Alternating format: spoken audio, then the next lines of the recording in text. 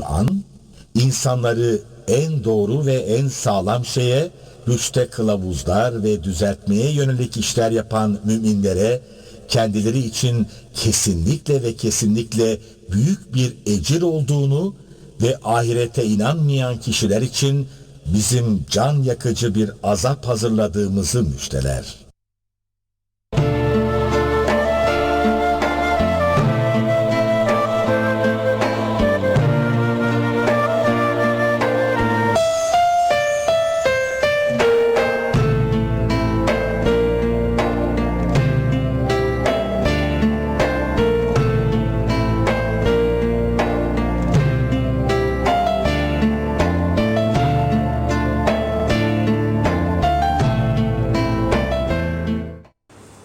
Allah'ın selam, rahmet ve bereketi üzerinize olsun değerli izleyenlerimiz. Yeni bir Kur'an ve İslam programında konuğumuz Hakkı Yılmaz Beyefendi ile yine birlikteyiz. Hepinizi saygılarımızla selamlıyoruz. Hurafelerden ve ön yargılarımızdan arınmış olarak Kur'an'ı okuduğumuzda Rabbimiz sadece Muhammed Aleyhisselam'a değil, tüm peygamberlere toplum yaşantısında gerek ekonomik gerekse zihinsel açıdan destek olunması için kurumlar oluşturulmasını, özellikle eğitim ve öğrenimin vazgeçilemez olduğunu vahyetmiştir. Her peygamber de kendi döneminde ve kavimlerine bu hayati konuyu aktarmış ve uygulamıştır. Son elçi Muhammed Aleyhisselam da uygulamalarıyla bizlere örnek olmuştur. Ertesi günü müminlerin eğitilmesi için programlar yapmış, gecenin uykusundan kalkıp tabiri caizse ders çalışmıştır. Resulullah'ın ölümünden çok kısa bir dönem sonrasında 200'lü saltanat düşkünleri kendilerine kul köle edindikleri kiralık kişiler eliyle apaçık olan Kur'an ayetlerinin kelimelerindeki öz anlamlar dışında anlaşılması sonucunu doğuracak biçimde Peygamberimizin de ismini kullanarak Kur'an'a aykırı binlerce söz ve masallar uydurmuşlardır. Tarih, ön yargılardan arınarak tetkik edildiğinde bu gerçekler gün ışığına çıkmaktadır. İşte Sayın konuğumuz Hakkı Yılmaz Beyefendi hiçbir maddi menfaat kaygısına düşmeksizin yıllarca araştırma çalışmalarını sürdürmüş, bizlere Rabbimizin mesajlarının ne kadar anlaşılabilir olduğunu kanıtlamış ve Tebyinül Kur'an isimli eserini hediye etmiştir. Kendilerine bu örnek davranışı nedeniyle teşekkürlerimi sunarak hoş geldiniz diyoruz. Hoş geldiniz efendim. Çok teşekkür ediyorum. Çok sağ olun. Sağ olun efendim. Değerli izleyicilerimize de selam ve saygılarımızı sunuyoruz. Çok teşekkür ederiz. Evet. Efendim tabii ki programlarımızda Kur'an'da çok önemli bir yer olduğunu kavradığımız salat konusunu incelemeye başlamıştık. Aynı şekilde devam edebiliriz. Buyurun efendim. Evet. Şimdi Kur'an'ı bağlamda salatın kimler tarafından ikame edildiği noktasına geldik. Kimler Salatı evet, tek tek öyle gidiyoruz. Biliyorsunuz Mekki ayetlerin tümünde Cenab-ı Hak Kur'an'la müminleri öğüt boyutunda eğitmişti. Hep öğüt veriyordu. Evet. Onları ikna ediyordu. Onlara secde ettirtiyordu. Kendisine teslim ettirtiyordu. Evet. Bu teslimiyet gerçekleştikten sonra bu müminlerde iman sağlama alındıktan sonra Cenab-ı Hak Medine döneminde çıtayı yükselterek müminlere artı görevler getirdi. Artı olarak. Evet, artı görevler getirdi. Bu artı görevler ne? Bu başta sosyal konular konusunda, sosyal mevzuatın işlemesi konusunda organize olmaları, okullarını açmaları, iş yerlerini, istihdam ve istihsal merkezlerini kurmaları, hatta ve hatta daha şeyiyle de bağımsız bir devlet olmaları görevini verdi. İslam'ın bir devlet şeklinde oluşturulması şeklinde değil mi? Şimdi İslam'ın devletleşmesi değil, Müslümanların kendi devletlerini, kendilerince devlet O oluşturmalarını, Müslüman yaşayanların. organize olmalarını emretti. Müslümanların yaşayan Müslümanlar. Tamam. İslam devleti diye Allah'ın vereceği bir model, devlet olmaz yani. Müslümanların devleti olur. Bu konu açıldı bak güzel oldu. Ha, tamam. Çok Müslümanların güzel. devleti Müslümanların olur. devleti var. Müslümanların devleti Evet, olur. İslam Ve devleti. Müslümanların devleti de tam bağımsız olması lazım. Evet. Şimdi Resulullah hicret ettiği zaman davet üzerine Yesrib'e geldiği zaman Yesrib de biliyorsunuz oradaki bulunan Yahudilerle, Hristiyanlarla, Bedevilerle bir koalisyon, tabiri caizse bugünkü tabirlerle bir federe devlet oluşturmuştu. Ama burada Müslümanların tam bağımsız olarak İslami hükümlerin tümünü icra etmeleri mümkün olmuyordu. Bunu kıble konusunda inşallah ileride ayrı değineceğiz, detayına gireceğim bunun. Ve böylece Cenab-ı Hak karşı Resulullah'ın bir tavrı Kur'an'la nakledilir. Hani senin semaya bakıp durduğunu, bir beklenti içerisinde olduğunu görüyoruz, biliyoruz ayeti vardır. Evet. İşte Peygamberimizin beklentisi de oydu. Yani tam bağımsızlığa ulaşma, o federatif ortamdan kurtulma. Çünkü tam bağımsız olmadığından dolayı o anlaşma çerçevesi içerisinde yapması gereken icraatın hepsini bağımsız olarak, mükemmel olarak da yapamıyordu. Ve zaten hiç kimse yapamaz yani. İşte biliyorsunuz yani pratik hayatta da federatif ortamlarda veyahut da koalisyon ortamlarında iktidar ortaklarının hiçbirisi yapması gereken icraatı kamilen, mükemmelen yapamaz. Birisinin menfaatine kuruluyor. Burada da işte Cenab-ı Hak Medine dönemine geldiğimiz zaman burada salatın ikamesini öngördü. Artık kurumlaşıp Müslümanların kendi yaralarını kendileri sarması doğrultusunda emirler verdi. Çıtalar yükseldi. Onun için şunu da söyleyeyim. İkamet salat, salatın ikamesi ayetlerin hepsi şeye aittir. Medine dönemine aittir. Öncekiler bir uyarı mahiyetindedir, ön bir dikkat çekim mahiyetindedir. Ama esas kurumlaşma, bunların oluşması Medine dönemine aittir. Bunu da böyle şey yapalım. Burada bu konuyla ilgili yani buna zekatı kim verir? İman borcu olarak buna kim destek verir? Noktalarına gelecek olursak. Şimdi iman yani zihinsel olarak toplumun aydınlanmasını sağlamak için kim okul açar, kim öğretmen tutar, kim öğrenci olur, kim buna parasal destek verir noktalarına falan geldiğimiz zaman yine Kur'an'da bunları tek tek göreceğiz. Tabii ki. Bunları göreceğiz. Şimdi Tevbe 18. Evet. Burada Cenab-ı Hak, burada enteresan, İnnemâ yâmuru mesâcidallâhi men âmene billâhi vel yevmil âhir. Evet. Bak Allah'ın mescitlerini ancak bak şimdi Allah'a ve ahiret gününe inanan ve egâmes salat ve âtez zekat. Salatı ikame eden, zekatı veren ve Allah'tan başkasından da haşyet duymayan kişiler. Sadece Allah'a haşyet duyan. Sadece bunlar yapar. Bunlar Evet.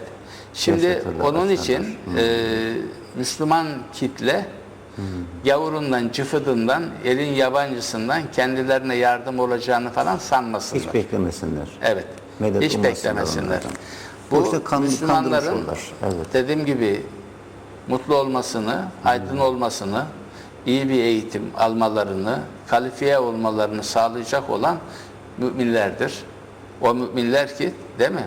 Allah'a, ahiret gününe inanan, salatı ikame eden ve zekatı veren. Ellerini müminlerdir. taşın altına koyacaklar tabiri caizse. İşte onun için bu yeni değil bu olay. Yani bizim son peygamberimizle de gelmiş, bildirilmiş falan da değil. Şimdi yine salatla ilgili ileride bu bağlamda farklı şeyler anlatacağız. Ayetin paragrafın bir başka boyutuna dikkat çekeceğiz ama Kur'an-ı Kerim'de Nisa suresinin 101 ile 3. ayetlerinden oluşan bir pasajda orada Cenab-ı Hak şu ifadeyi kullanır. Öyle 102'de inne salate kânet alel müminine kitaben mevgûta. Orada buyurur ki bak salat yani insanlara hani mali yönden destek olma, istihdam yaratma, istihsal ve toplumu aydınlatma, zihinsel destek bunlar var ya. Evet. Bak kânet alel müminine kitaben mevgûta. Ta eskiden beri, ezelden beri müminlerin üzerine yazılmış bir borçtu. Sadece bir görevdi. değil. Yani sadece son peygamberle falan yani bu tip ortaya atılmış bir şey değil. Hatta bu olayı daha önce bir şey anlatmıştık geçen programlarda. Salih peygamberin tebliğatında Nagatullah olarak geçen salatında şey olduğunu, salat olduğunu ve hatta diğer şeyleriyle de tüm peygamberlere, diğer müminlere de diğer peygamberler aracılığıyla da salat emredildiğini, salatın eski peygamberlerin şeriatlarında da var olduğunu Geçen programda onu işlemiştik. bunları Evet, hep o çok bildirmiştik şey. değil mi? Evet. Evet. Bu ayette de öyle diyor. Kânet alel müminine kitaben mevgûta. Vakitlendirilmiş olarak bu vakitlere Vakitlendirilmiş. değineceğiz Tam onu ileride açmamız inşallah. lazım ileride, evet. Ona değineceğiz. Onlara da bu bir farzdı, bir ödevdi diyor. Eskiden beri hepsinde vardı. Evet. Ve hepsinde de var olduğunu daha önce geçmiş peygamberlerin adlarıyla da Ayetleri tek ayetlerle tek de şey bunları yapmıştık. tek tek İbrahim peygamber evet, olsun. bildirdik. Hepsini tek tek yazılmış Evet, Kur'an'da. onları da bildirdik. Enteresan. Yani yeni bir şey değil. Evet. Bu önemli bir şey. Salat bu. Evet. Şimdi diğer bir noktaya gelelim. Salatın ikamesi ve hayatta yer almasının yararları. Ne gibi yararlar var toplum için değil mi Evet. efendim? Şimdi salatın yararlarını biz 2 nokta üzerinden ele alalım. Bir dünya yararları var salatın. Evet. Dünya için. Dünyaya yönelik yararları var. Bir de ahirete yönelik yararları var. Hem dünya hem ahiret. Evet. İkisini de burada şimdi göreceğiz. Evet. Şimdi Ankebut suresinin 45. ayeti. Bu ayeti herkes bilir. Evet. Ve bu ayeti her cuma günü Okunur. hatip hutbede bitiminde Evet. kendisi günün şartlarına göre hutbeler okur. Evet. Değil mi? Güncel konulara Güncel dair. konulardan sonra. Diyanet ne gönderdiyse Tabii. onu okur. Okunur. Değil mi mesela? İstanbul'un Süleymaniye Camii'nde kıl keçinin zararlarına ait hutbeleri vesaireyi okuduktan sonra hutbenin bitiminde bu ayeti okur. Evet. Ankebut 45. Ütlü ma uhiye ileyke minel kitap ve akimis salah. Evet. İnne salate tenhanil fahşâ vel münker ve le zikrullahi ekber. Vallahu alema.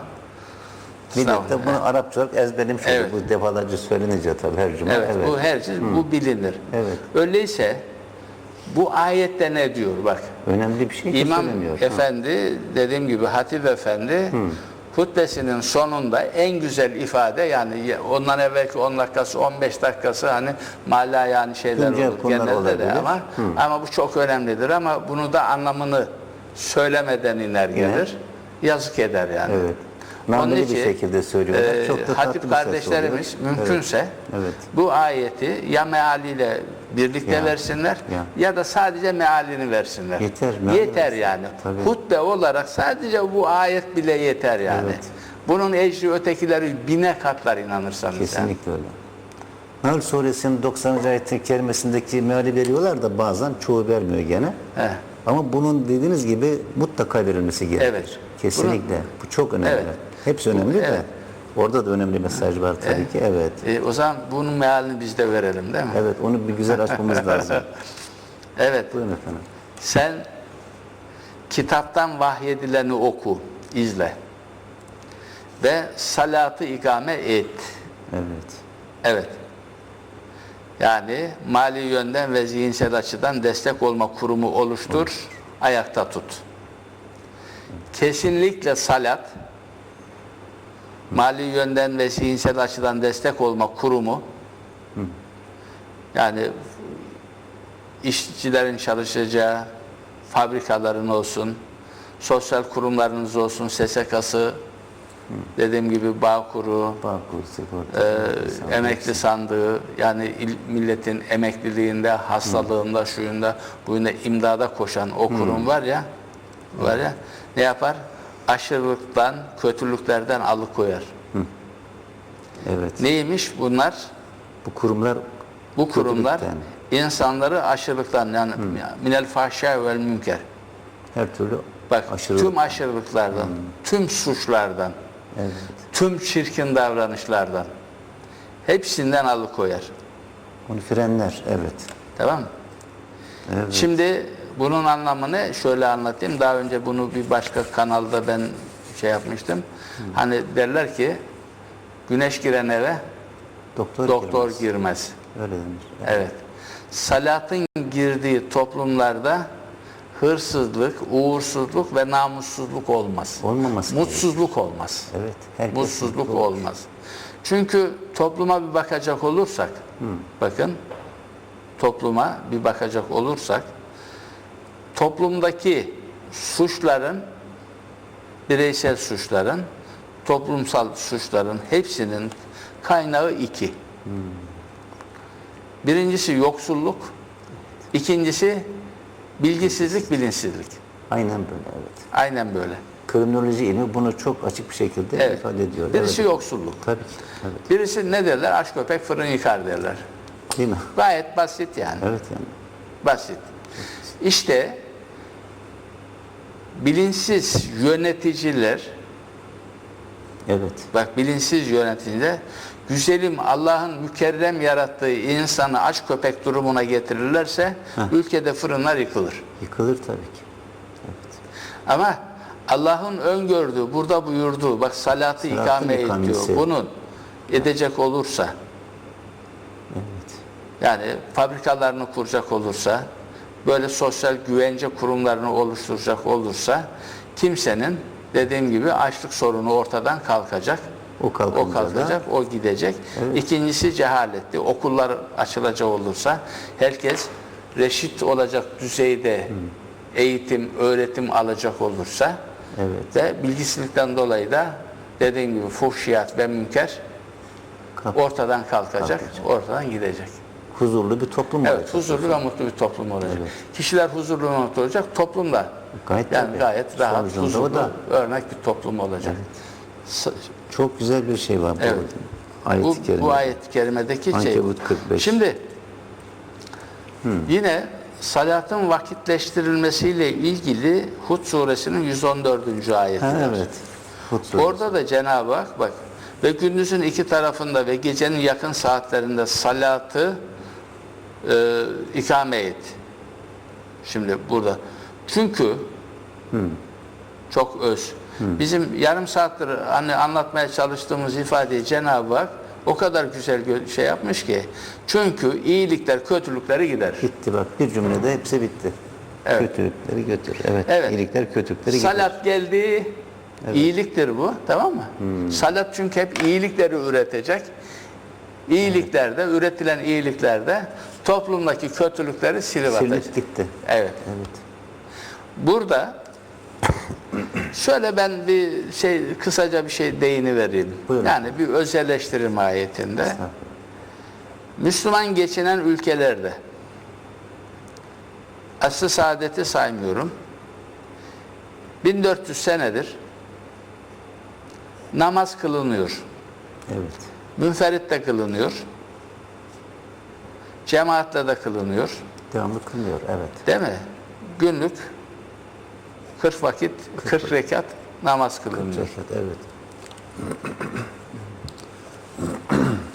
Bu ayetlere göre eğer salat namaz olsaydı, yani öyle namaz olarak çeviriyorlar ya, şimdi bunu hep çevirdiler ya, ve dediğim gibi 1500 sene, 1400 senedir namaz kılınıyor ve günde 40 vakitte kılınıyor. Ama 1500 senedir bu kılınan namazlar ne kötülükleri def etti Müslümanlardan, Maalesef. tamam mı?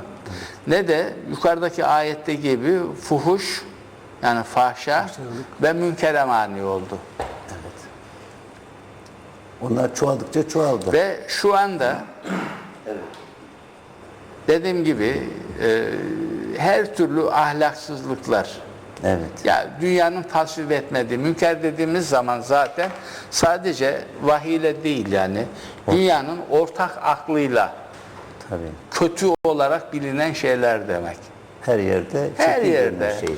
Mesela bunu dediğim gibi cinayetinden, kan dökmesinden, insanlara saygısızlığından, sokağa tükürmesinden tutun, anlatabilir miyim? Eğitimsizliğinden tutun, dediğim gibi hırsızlığına, uğursuzluğuna, vergi kaçakçılığına, iftiracılığına, yok efendim bilmem gaspına kötü şey varsa vesaire. her yerde dedim, bunlar şey görünür, değil mi? Şimdi bu ne yani şimdi? Ortak akılla bunlar şey Akşam bir haber izlerken bir şeyde ister istemez televizyonda gözümüze bir şey takıldı.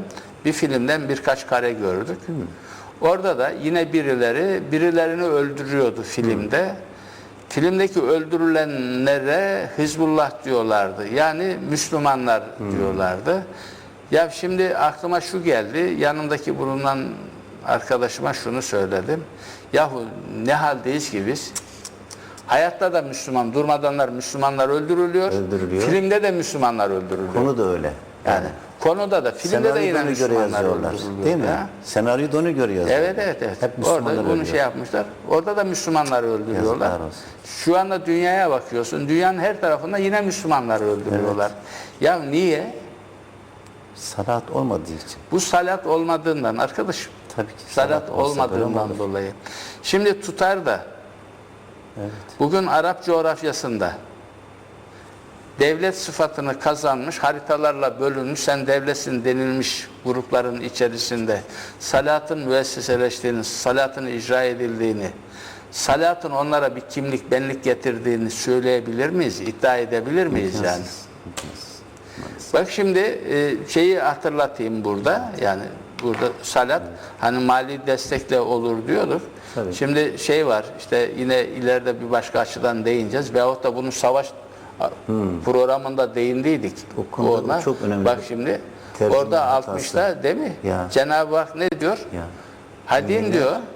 Caydırmak için kendi düşmanlarınızı, Allah düşmanlarını ve sizin bilip de daha bilmediğiniz nice düşmanları caydırmak için dünyanın en iyi caydırıcı silahlarına siz sahip olun diyor. Emrediyor. Evet. Bu ne ile olur? Salat. Salatla olur. Maddi. Salat ne ile olur? Mali destekle Destek olur. olur. Evet şimdi Doğru. yani bugünkü İslam coğrafyasının bu Allah'ın bu emrini, salatı ikame ettiklerini, salatı anladıklarını anlatabildim mi? Salatı ikame etmeyi için ellerini ceplerine atıp dediğim gibi namus, iman borcu olan zekatı verdiklerini ve düşmanlarına karşı caydırıcı bir güç oluşturduklarını görebiliyor muyuz? Maalesef. Maalesef. Bilebiliyor muyuz? Söyleyebiliyor muyuz? Hiç düşünce olarak bile akıla getirmek istemiyor kimse. Öyle enteresan ki. Evet. Maalesef.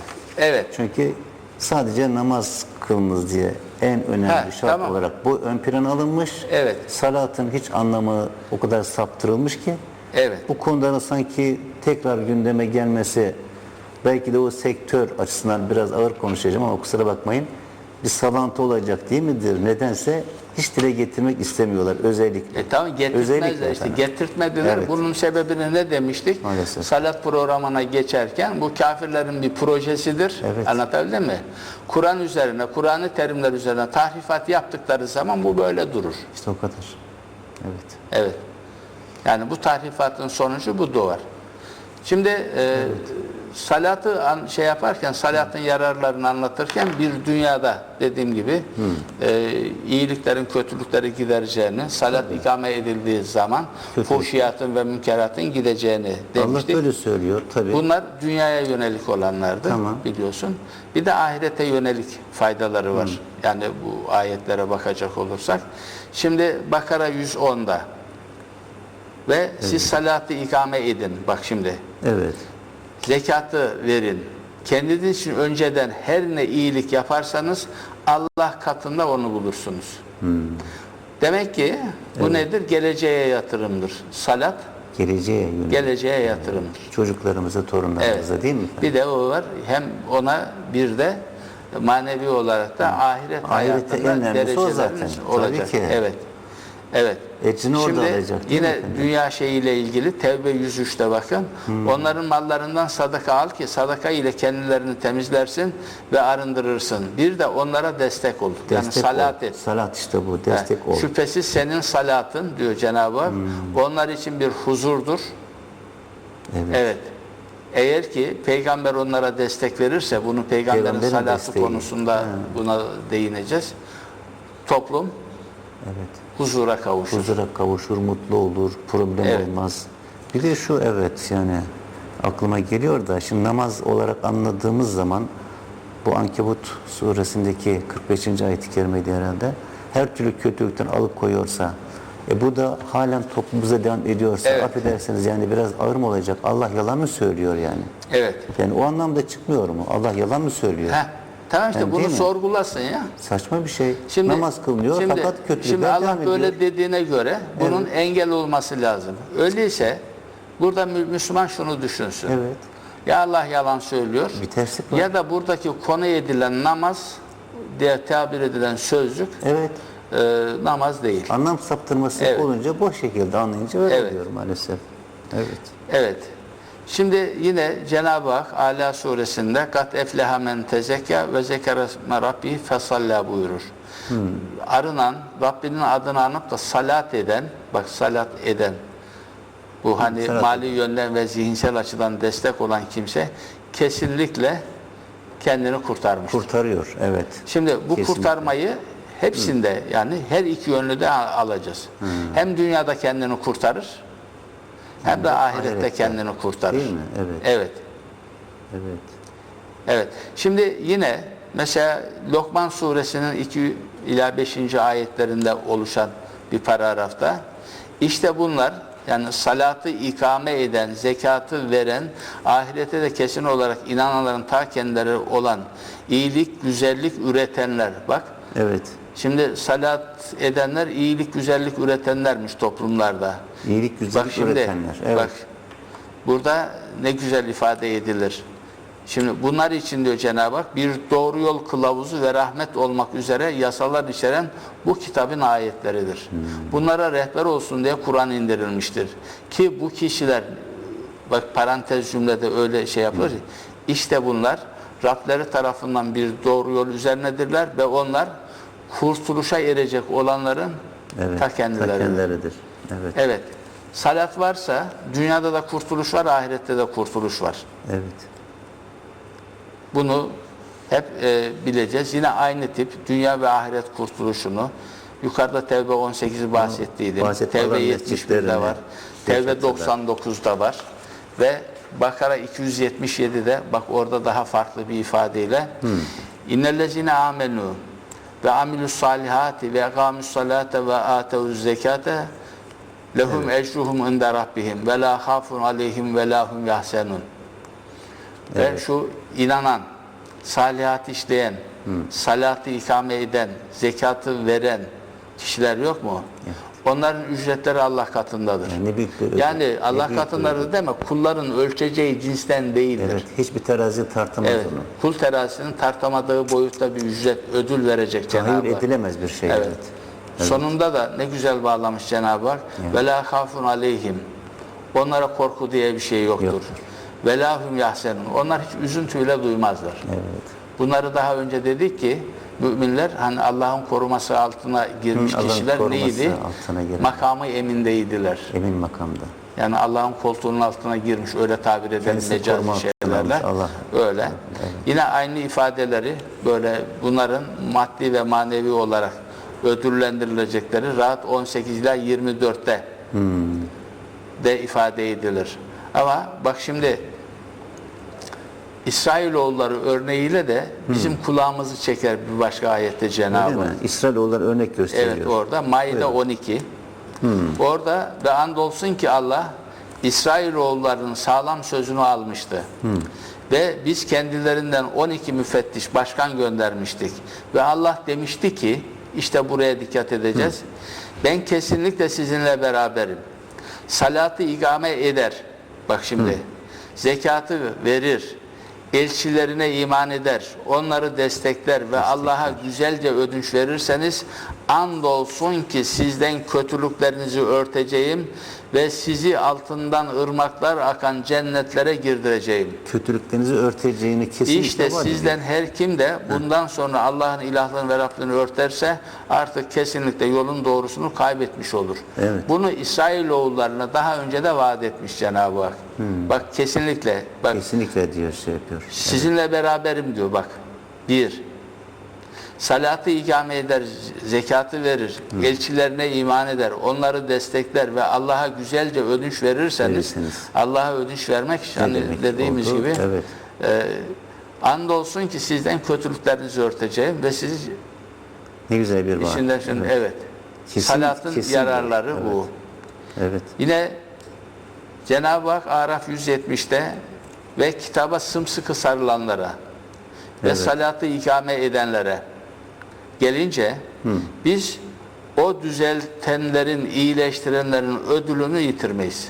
Eksiltmeyiz onları. Evet. Aynen karşını veririz. Evet. Değil mi efendim? Şimdi yine aynı şeyi Enfal 2'de bak yani 2-4 arasındaki bir paragrafta hiç şüphesiz müminleri nitelerken ancak Allah anıldığı zaman yürekleri ürperen, onun ayetleri kendilerine okunduğu zaman iman açısından güç kazanan ve yalnızca Rablerine sonucu havale eden, geliyoruz o noktaya, salatı ikame eden Evet. ve bizim kendilerine rızık verdiğimiz şeylerden Allah yolunda harcayan kimselerdir. Gerçek müminler bunlar. İşte bunlar gerçekten inananların ta kendisidir. Onlara Rableri katında dereceler, bağışlama ve saygın bir rızık vardır. Efendim Şimdi- kısa bir ara vermemiz gerekecek. Bu konuyu aradan sonra devam edelim. Salatı yavaş yavaş Sağ olun. böyle eksiksiz olarak Tabii, daha güzel. sunmaya çalışalım. Teşekkür ederiz. Olur, teşekkür ederim. Değerli izleyenlerimiz, kısa bir ara veriyoruz. Bizden ayrılmayınız lütfen.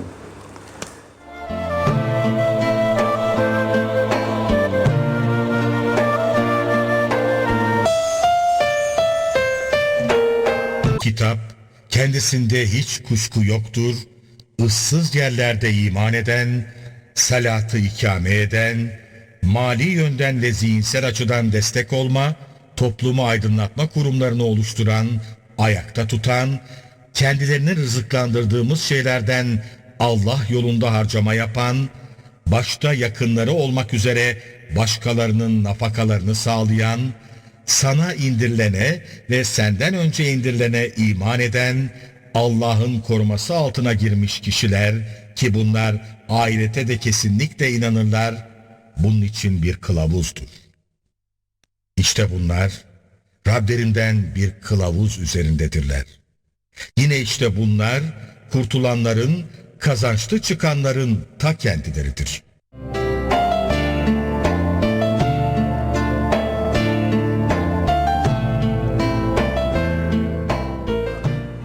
Kısa bir aradan sonra tekrar birlikteyiz değerli izleyenlerimiz. Aradan önce araştırmacı yazar Hak Yılmaz Beyefendi salat konusunda, salatın ikamesi konusunda özellikle salatın toplumdaki her türlü kötülüğü gidereceği, aşırılığı gidereceği konusunu açmış oldu. Kendisine teşekkür ediyoruz.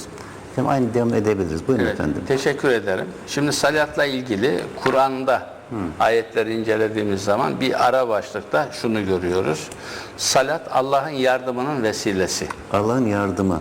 Evet, salatı ayakta tutan insanlara, toplumlara Allah yardım ediyor. Bunu işte Bakara suresinin 45-46. ayetlerinde görüyoruz. Yine Bakara suresinin 153. ayetlerinde görüyoruz. Evet. Yani müminlere burada Cenab-ı Hak salatla, sabırla Allah'tan yardım isteyin diyor. Ve böylece salat ederlerse, sabır gösterirlerse Allah'ın kendilerine yardım edeceğini bildiriyor. Bir vaattir bu yani. Tabii. Ben yardım edeceğim. Tabii diyor yol Allah gösteriyor. Teala, değil mi? Yol Tabii ki. gösteriyor. Yeter ki siz Yol sabredin. gösteriyor. Yani Evet. durup dururken Yardım olmaz. bana ya Rabbi bana yardım et falan filan işte Tabii ki. demekle Allah yardım etmiyor. Şimdi Cenab-ı Hak daha önce kader konusunda değindiydik. Her şeyi bir vesileye bağlamıştır. Evet. Cenab-ı Hakk'ın yardımını gelmek istiyorsan Evet. Madem ki o zaman salat edeceksin. Salatı ikame edeceksin. ki Ki Cenab-ı Hak yardım etsin. Evet. Yani Cenab-ı Hak yardımını salata ve sabıra bağlamış bu ayetlerde. Öyle lafla Allah'ım bana yardım et demekle yardım gelmiyor. Salata başvurursan, gayret edersen, onları gerçekleştirirsen, dediğim gibi hedefine varman, amacının gerçekleşmesi mümkün oluyor. evet. O cahit içinde olacak Evet. dediğiniz gibi. Evet. Şimdi deminki başlıklarda salatın hani yararlarını bahsetmiştik böyle. Kur'an'da Cenab-ı Hak bize uyarı mahiyetinde salatın ortadan kalkışı boyutundaki noktalarda da uyarıları var. Evet. Kalkarsa ne gibi menfi Ha, şeyler olur. Şimdi evet, Tamam, ne gibi olumsuzluklar söz konusu olur. Bunu da Kur'an'ın değişik ayetlerinde hep görürüz. Bunu da yine maddi ve manevi olarak ele alalım. Yani hem dünya hem de ahiretteki boyutuyla bunu ele Tabii, alalım. iki yönlü. Burada Cenab-ı Hak Bakara suresinin 83. ayetinde yine enteresan İsrailoğullarını örnek vermek suretiyle onlara da salat ikame edin dediğini, zekatı verin dediğini ama onlardan çoğunun bu işten yan çizdiği ifade edilir. Onların sonunda şöyle buyurulur. Sonra çok azınız müstesna olmak üzere yüz çevirdiniz. Yine samimi olanları da kalmış. Ama genellikle de yüz çevirmiş. Tabi Çok ağır ondan bir sonra ifade da şu, yüz tabi çevirmez. onlar Evet. değişik şeylerde cezalarını çekmişler. Evet. Bunu Yani da insanın Rabbine yüz çevirmesi ne kadar anlamı derin bir şey şu. Yüz çevirdiniz. Evet. Burada sen tüyleri diken diken oluyor. şu ayette çok iyi dikkat edeceğiz. Evet. Yani en önemli nokta Meryem suresinin 69, 59 ve 63 ayetlerden oluşan bir pasajı var. Evet. Burada Cenab-ı Hak bunu şeyde de çok okurlar. Tabi salatı namazlaştırarak Namaz sonrasında. imamlar, vaizler falan hutbelerinde, vaazlarında bu ayeti buradaki salatı namazlaştırarak da çok vaaz ederler. Bu ayeti çok şey yaparlar. Şöyle orijinaliyle vereyim. فَخَلَفَ مِنْ بَعْدِهِمْ خَلْفٌ اَزَّاءُ الصَّلَاةَ وَاتَّبَعُوا الشَّهَوَاتِ فَسَوْفَ يَلْقَوْنَ غَيَّا. Onların sonunda yani bu Musa vesaireden sonraki öyle bir grup, torun, öyle bir şeyler geldi ki nesil geldi ki onlar ezzavus salata salatı zayi ettiler, yitirdiler. Kaybettiler. Cenab-ı Hak ekamüs salat diyor, namazı dikin ayakta tutun Kesin. diyor ya, bunlar da kaybettiler. Hayatlarından çıkardılar. Salatın öz anlamı, mefhumu hayatlarında olmadı. Şimdi zamanımızda olduğu gibi. Vettebau şehavat. Zamanımız öyle mi canım? Zamanımıza iftira atma yani. Öyle mi? Vettebau şehavat. Şehvetlerine uydular. Hep tutkularının peşinden koştular. Fesevfe yelgavne gayya. İşte yakında bunlar çok yakın böyle bunun sonunda yani bunun neticesi olarak gayyaya yani suçların cezasını çekecekler. Hatta bu gayya şeyini bir gayya irin çukuru, azap çukuru falan filan diye de çevirme anlamlarına da çekilebiliyor bu sözcük. Yani böyle bir kitle salat hayatlarından çıkaranların hepsi belalarını bulacaklar, cezalarını çekecekler, sürüm sürünecekler demek. Evet. Hatta şimdi şöyle bir ifade daha burada aklıma geldi. İlk böyle şeyi bahsettiğimiz zaman hani Semud kavminin Semud, evet. Hani orada Allah'ın devesinin inciklerini kestiklerini hani kesilmesi, bahsetmiştik ya olaydı. Hud suresinde. Evet. O suredeki ifadede tedemdem aleyhim der. Yani onlar yerle bir oldu, hak ile yeksan oldu. Hiç eser kalmadı. Hiç eser kalmadığı gibi yani toplumsal belalar, musibetler ne kadar şeyler varsa hepsi kendilerini sardı, Dünyadaki sarmaladı. cezaları bu Evet, sadece. dünyada Azıcık ceza. tattırma deniyor ya, azıcık Ahirette cezaya gelince de Cenab-ı Hak hani Alak suresinin son ayetlerinde onu bana bırak diyor. Hani böyle şey olarak yarın onun alnından, perçeminden tutup cehenneme, zebanilere sürüklettireceğiz Ne diyor. korkunç bir Yani hata. salata engel olanın hani olan. böyle hayattan çıkarmanın böyle cezaları var. Şimdi burada bunun bir ahiret boyutuyla ilgili de bir başka şeyi anlatayım ben size. Hani bazen sözlerimizde ifade ederiz konuşurken Cenab-ı Hak Kur'an'da çok yani temsili sahne, canlı sahne olarak ayrıntılar verir. Evet. Şimdi Nasıl salat olarak? konusuyla ilgili de Evet. Cenab-ı Hakk'ın Kur'an'da vermiş olduğu bir tiyatro sahnesi var. Şimdi bu tiyatro sahnesinde canlı anlatımdır bu. Evet. Bir tarafta cennetlikler var. Bir tarafta da cehennemdekiler var. İkisini bu sahnede konuşturur Cenab-ı Hak. Bunlar Senaryo o birbiriyle şekilde, konuşurlar. evet. Şimdi bu konuşmayı yani senaryosu falan yazılık. Yani Yazılı. bunun artık müminlerin bunu canlı olarak işte sinemalarda, tiyatrolarda hani bunu göstermesi gerekecek onu kadar seçip basit bir şey. Böyle bu noktaya geldi. Ama bu da neticede salatlı olacak yani parayla olacak bir şey. Zekatlı olacak bir konu. Evet. İşte buyursunlar ben bu sahneyi anlatayım. Ya canlı anlatsınlar veyahut da filme çeksinler veyahut da tiyatroda göstersinler. Öyle bir etkin bir sahne bu. Burada Cenab-ı Hak bunu Müddessir suresinde bir pasaj bu. 38-48. ayetlerden oluşan 10 ayetlik ama kısa 10 ayetlik bir pasaj. Evet. Bak şimdi küllü nefsin bima kesebet rahine. Her benliğini bulmuş kimse kazancının karşılığında bir rehindir. Yani bunun anlamı şu. Herkes ne ettiyse onu bulacaktır. Ektiğini biçer. Evet. Herkes ektiğini biçecektir. O anlama gelen. Evet. Yani her amel eden kişi kendini yakalattırır. Yani iyilikte, kötülükte hani bunu şey yapalım.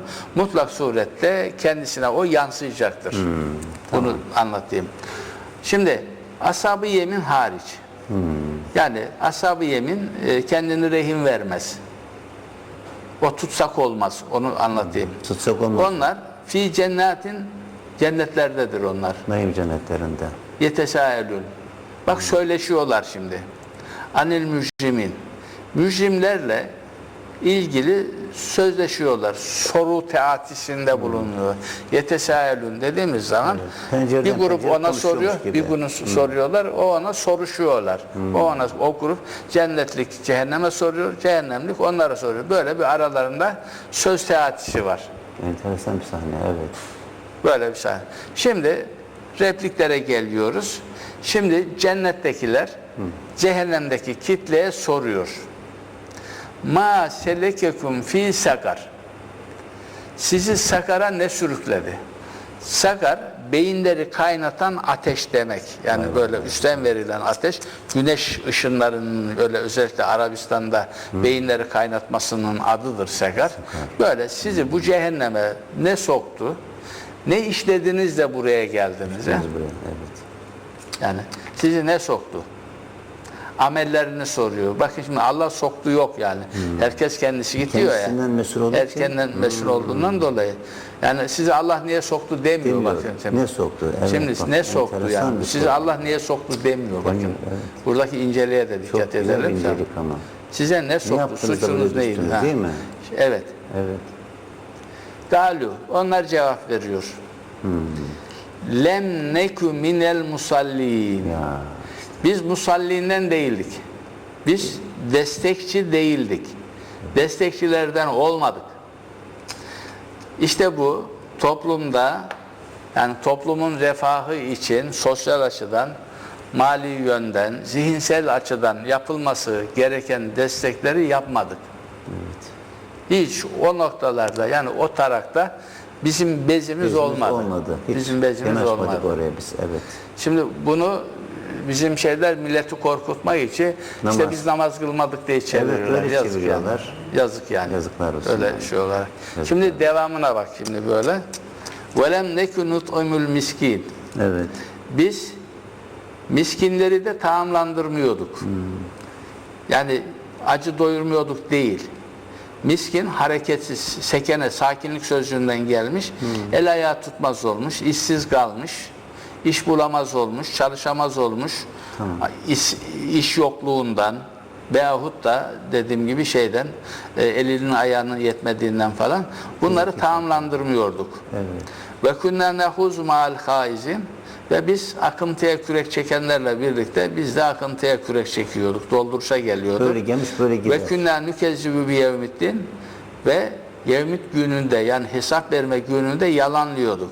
Yalanlıyorduk. Hatta etanel yakın biz böyle bununla karşılaşıncaya kadar ölünceye kadar veyahut da bu mantıkta bu kafadaydık, bu mantalitedeydik. Evet. Evet, burada gördüğünüz gibi evet, ilk etapta burada ne zikredildi biliyor musunuz? Salat. Evet. Önce salatta biz hiç alakamız yok diyor. Evet, alakamız yoktu. Evet. İtiraf Biz ettiriyor. evet salatçı değildik diyor. İleride başka ayetlerde salatçıların da nasıl cennetlerde var olacağını apayrı ayetlerde de göreceğiz. Evet. Şimdi bunu böyle görünce şimdi şu gerçeği söyleyelim. Bak Rabbimizin Meryem 59'da deminki bahsettiğim salatı kaybedenlerin azgınlıkların cezasıyla karşılayacaklarına, yine Keyf 59'da zulme sapan kentlerin helak edildiğine dair sözlerin nasıl gerçekleştiğini görme için İslam dünyasının haline şöyle bir göz atmak yeter, tamam mı? Perişan vaziyette. Evet. Ve Müslüman olmasa da Evet.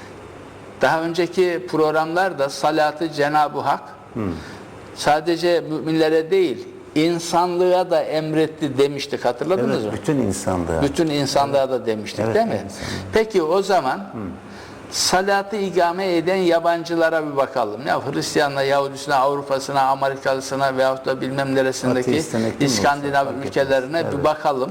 Nasıl Oldu mu? yapıyorlar? Evet. Onların yaptığı şeylere bir bakalım. Kıyaslayalım. Bir kendimizi. kıyaslayalım. Onlar yani iş ve istihdam üretme noktasında kurumlarını, fabrikalarını vesairesini oluşturmuşlar mı? Oluşturmuşlar. Ve her alanda yani kalifiye eleman olsun diye standartlarını yükseltmişler, okullarında her şeyi Eğitim. geliştirmişler mi? Geliştirmişler. Peki onlar da demek ki onlar salatı ikame etmişler, o boyuta gelmişler.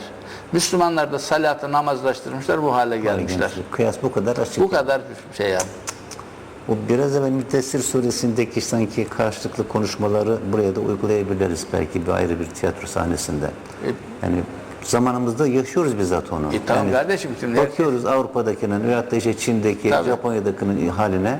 Bir de kendi pür halimize bakıyoruz. Yani rezillikteyiz bu yani. Maalesef. evet. Evet. Mektuplaşmak gibi yani orada resmini gönderecek bize oranın. Biz buradaki perişan halimizin resmini göndereceğiz. Yani o aklıma geliverdi. Evet. Evet. Çok Bunu korkunç bir şey. öz eleştiri olarak Evet, yani. bunun gerçeği bu. İşte salat bu kadar önemli. Salat Salat, çok hayatta bu kadar önemli. Hayattan Salatı çıkarılırsa- Müslüman olmasa bile ikame eden kitleler müreffeh, Huzurlu oluyor. huzurlu, mutlu, aydın. Salatı hayatlarından Çıkarıp da- terk etmiş, çıkarmış, zayi etmiş kitlelerde sürüm Ortada sürünüyor. durumlar Sürüm ortada. sürünüyor. Sürünüyorlar. Şimdi salat bu kadar etkin bir ödev olduğu için Cenab-ı Hak salatı en zor şartlarda bile ihmal etmemeyi emrediyor. Bak, en zor şartlarda bile. En zor şartlarda bile Evet, onu örnek ihmal veriyor. etmemeyi emrediyor. O kadar önemli. Burada değerli izleyicilerimize Bakara suresinin Evet. 238-239. ayetlerinden oluşan bir paragrafı önereceğim. Evet. Orada Cenab-ı Hak bak şimdi çok enteresan. Hafizu ala salavati ve salatil vusta. Ve kumu lillahi ganitin. Bak salatlara ve en hayırlı salata muhafız olun. Onları koruyun. Evet, en önemlisi. Sakın ha sakın ihmal etmeyin. Onlara muhafız olun. Ayetin emri bu. Evet. Özel Bak bir burada ikaz normal ayeti bu. bir salatlar var. Bir Bir de de en hayırlı en hayırlı salat var. salat, En ayrıca. hayırlı salat Bunu ileride ileride bir açarız. ayrı başlık altında işleyeceğiz onu. Ama bunlara muhafız olun. Bunları koruyun. Sakın kaybetmeye kalkmayın. Şimdi Evet. ve kumu lillahi kanitin ve Allah'a saygıda devamlı da ayakta olun. Uyanık olun. Hareket halinde olun. Miskinleşmeyin. Peki. Bak şimdi manzaraya bak. Fe in hıftun eğer ki bu salatlara muhafız olma noktasında yani öyle bir ortam ki salat edeceksiniz ki başta zihinseli bu ayette hani eğitim öğretim vereceksiniz ama öyle bir ortamdasınız ki rahat değilsiniz, korku var. Düşman vesaireden Ortam müsait korkuyorsunuz. değil. Evet. Yani öyle bir ortamdasınız. Ne yapacaksın o zaman? Fericalen evrukbana. Ya yaya olabilir, yürüyüş halinde olabilir, Olabilir, binit fark etmez. halinde olabilir, tamam mı? Ama yaya veyahut da binit üzerinde. İhmal etmeyeceksin. Gene de yapacaksın. İmkanlar ölçüsünde yine de yapacaksın, yine de yapacaksın. yani zihinsel açıdan Evet. Yine de yapacaksın, yine de yapacaksın. bilgilenmeyi, Yani aydınlanmayı, gerekirse yolda giderken yaya olarak şey yanında kiminle beraberinde bir şeyler varsa Onu anlatacaksın. birbirinize bir şeyler öğreteceksiniz, birbirinize bir şeyler anlatacaksınız. O kadar. Ama sakın ha laubalilikle, lüzumsuz şeylerle o yolu geçirmeyeceksiniz. Ta bu şartlar altında bile salatı koruyacaksınız, salata muhafız olacaksınız. Evet. Buyur. o kadar güzel. Şimdi yine demin bir ayetin paragrafın bir başka noktasına değindiydik. Nisa 101-103'ten oluşan pasajda. Evet. Burada da bildiğiniz cephede, bak cephede düşmanların karşısında savaşırken En o ortamda, şiddetli bir ortamda. orada bile Allah'ım ya. bakın yani orada bile o şartlar altında bile salatı ihmal etmeyeceksiniz. Ne yapacaksınız diyor bak. Yeryüzüne sefere çıktığınız zaman ve Allah'ın ilahlığını, Rabliğini örten kimselerin size kötülük yapacağından korkarsanız salattan kısaltmanızda, tamam mı? Sizin için bir sakınca yoktur. Kısaltmaya izin veriyor. Burada Kısaltmak tam için. tekmil, yerine rahat bir ortamda bir eğitim öğretim yapamazsın. Sağlıklı bir eğitim He. olmaz. Ama burada en azından kısaltma, yani yarım saat yapacağından 20 dakika yap. 20 5 dakika dakika yap, yapacaksan 10 dakikaya düşür. etmez. Böyle bir davranışında sizin için bir sakınca yoktur diyor. Yeter ki, Cenab-ı Hak o şuuru kaybetme. eğitim, öğretim şuuru her halükarda var. Savaş meydanında da var. Düşman karşısında da var. Enteresan. Evet. Mutlaka yapacaksın onu Ama diyor, bu değil mi mutlaka efendim? yapılacak. Şimdi bunu nasıl namazı kısaltmayı sefer halinde 2 rekat Hiç alakası kılmayı. yok. Alakası yok. Ya namaz, Yani hiç ne namaz alakası şimdi var ya Rabbi yani? Allah'la kendin aranda oturduğun yerde Tabii her ki. an yapılabilen Yapılabilen bir bir şey. şey. Ama namazı yani bir heykel haline getirip onu kılacak olursan İşte. o zaman sorunu doğursun. Yani sürü putu soru yaparsın, taparsın yani. Ona benzer bu yani. Maalesef efendim. Evet. Çok enteresan. Şimdi Şu harp bunun sahasında arkasında olması da çok enteresan. Cenab-ı Hak diğer ayetlerde şimdi Peygamber'e diyor ki sen bu ordunun içerisindesin. Toplumla birliktesin, cephedesin. Salatı yine yapacaksın. Ne yapacaksın? Grubun bir tanesi silahlarla beklerken bir grubu karşına alacaksın. Onlara eğiteceksin, öğreteceksin. Savaşta eğitip öğretilmenin en güzel şeyi nedir biliyor musun yani? Eğitimin ne verilmesidir var ya. savaşta. Allah yolunda ölme ve öldürme bilincinin verilmesidir. O moralin verilmesi. Evet. Savaş moralinin verilmesidir. Çok enteresan. Bunu daha önce birkaç şeyde ben değindiğimi hatırlıyorum bu programlarda. Hani mesela Bedir'de o şeytan konusunu işlerken hani Süraka'nın gelip de Müslümanları görüp hani ya Resulallah ya cennetle aramızda bir ölüm perdesi mi kaldı? Atalım girelim şuna değişini görünce bu ordu yenilmez Ters demişti. çevirip gidiyor kendisine. Evet. Ben Allah'tan korkarım diyor. Bu ordu yenilmez diyordu. Değil mi? İşte bu ruhu verebilme. Ya. Savaş meydanında da tutup da matematik, coğrafya, fizik, kimya öğretecek hal yok yani. Orada da tabii ki. Allah yolunda ölmenin, öldürmenin, hani savaşta dedik ya yani. Evet. Her zaman da İslam savaş öngördüğü bir şey değil biliyorsunuz. tabii Savaşın ağır şartları Tabii var. çok ağır şartlar Ama var. o şartlar geliştiği zamanda da bu madem ki olacak, işte peygamber bir bölümü eğitecek. Onlar secdeye vardığı zaman ne demek? İkna oldukları Onlar zaman. ikna olduğu zaman siz kenara çekilin. Başka bir Oraya grup siz gelsin. nöbete gidin, ötekiler gelecek, peygamber onları da eğitecek. Bak şimdi Bu Süreka'yı ayetlerde- daha güzel anladım. Süreka demek ki Peygamberimizin etrafında böyle keçeleşmiş vaziyette insanların varlığını bir an görünce, evvel evet, cennete girmenin böyle şartlarını ararcasına Evet. görünce topuk üstüne dönüp kaçması. Şeytan ne kadar güzel anlaşıldı şimdi o. evet şeytan da işte o. Yani öyle kadar mümini güzel. görünce şeytanın orada işi yok yani. Oradan ona şey yok yani pay yok yani. Yok. Evet. Yani orada ona iş çıkmayacak. Onun için o oradan dönüp gidiyor yani. Evet. Efendim bizim süremiz biraz azaldı. Evet. Konularımızı isterseniz başka bir şeyle devam edelim istiyoruz. Evet. Peki Müsaitseniz, teşekkür ediyoruz. evet. Hadi sağ ol. Yine salata devam edeceğiz inşallah. Sanat konusu çok önemli. Evet, tabii bunu bitireceğiz inşallah. Yavaş İnşallah. yavaş bitireceğiz. Teşekkür ediyorum. Sağ olun. Değerli izleyenlerimiz, araştırmacı yazar Hakkı Yılmaz Beyefendi gerçekten bu sanat konusunda şimdiye kadar hiç duymadığımız ve anlayamadığımız biçimdeki sanatın gerçek manasını açıklıyor. Kendisine çok müteşekkiriz. Allah ondan razı olsun, sizden razı olsun efendim. Çok teşekkür ediyoruz. Haftaya tekrar buluşmak üzere. Allah'a emanet olunuz efendim.